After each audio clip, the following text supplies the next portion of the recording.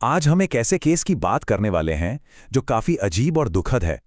ये कहानी है पैरानॉर्मल इन्वेस्टिगेटर गौरव की। एक ऐसी कहानी जिसमें एक जांच करने वाला खुद ही एक जांच का विषय बन गया। सवाल बस एक है, क्या वो किसी अनदेखी ताकत का शिकार हुआ था या फिर सच कुछ और ही था? ये कहानी बस इसी एक लाइन से शुरू होती है। एक ऐसी लाइन जो सिर्फ एक चेतावनी नहीं थी, बल्कि आने वाले वक्त की एक भयानक भविष्यवाणी थी। तो चलिए चलते हैं वापस उस रात में जहां से ये सारा सिलसिला शुरू हुआ। कहानी की जड़ें एक वीरान इमारत से जुड़ी हैं, एक ऐसी जगह जहां 20 साल पहले हुई सामूहिक मौतों ने उसे हमेशा के लिए बदनाम कर दिया था। गौरव अपनी पूरी टीम और तैयारी के साथ उस रात वहां गया था, सबूत ढूंढने। और रात के ठीक 2:13 पर उसे कुछ ऐसा मिला जिसने सब कुछ बदल के रख दिया था। सिर्फ 2 शब्द, एक साफ चेतावनी, पीछा मत करो। उस वक्त गौरव ने शायद इसे अपनी इन्वेस्टिगेशन की एक बड़ी कामयाबी समझा होगा, है ना?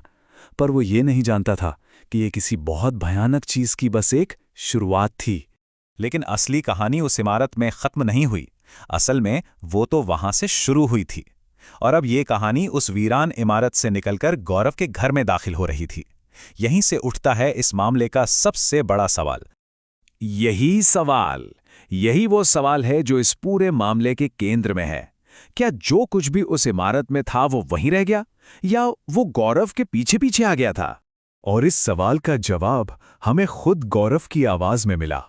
एक ऐसी आवाज जिसमें अब वो पहले वाला कॉन्फिडेंस नहीं था, बल्कि एक अनजाना डर था। उसे ये महसूस हो चुका था कि वो घर में अब अकेला नहीं है।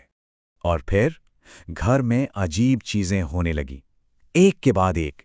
ये छोटी मोटी बातें लग सकती हैं, लेकिन सोचिए, ये रोज हो रहा था।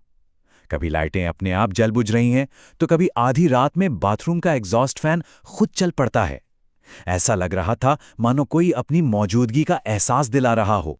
अब तक जो कुछ भी हो रहा था वो बंद दरवाजों के पीछे था, लेकिन अब गौरव का डर दुनिया के सामने आने वाला था।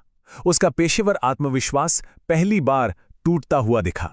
ये कितनी अजीब बात है ना। गौरव एक ऐसा उसूल बता रहा था जिसे वो खुद तोड़ रहा था। वो अच्छी तरह जानता था कि डर उसे कमजोर बना रहा है, और यही कमजोरी उसे एक आसान निशाना बना सकती थी। क्या यही उसकी सबसे बड़ी गलती थी? एंकर ने वही सवाल पूछ लिया जो शायद हम सबके मन में था। आखिर वो किस चीज के निशाने पर था? गौरव का जवाब सुनिए। ये किसी भूत प्रेत की कहानी से कहीं ज्यादा गहरा था। ये एक चेतावनी थी कि कुछ दरवाजों को कभी खटखटाना नहीं चाहिए। दर्शकों को यह शायद एक फिलॉसफिकल बात लगी होगी, पर उसकी आंखों में डर साफ था, जैसे वो जानता था कि अब बहुत देर हो चुकी है। और बस इसके बाद हम कहानी के उस हिस्से में पहुंचते हैं जहां सब कुछ ठहर गया। गौरव की आखिरी रात।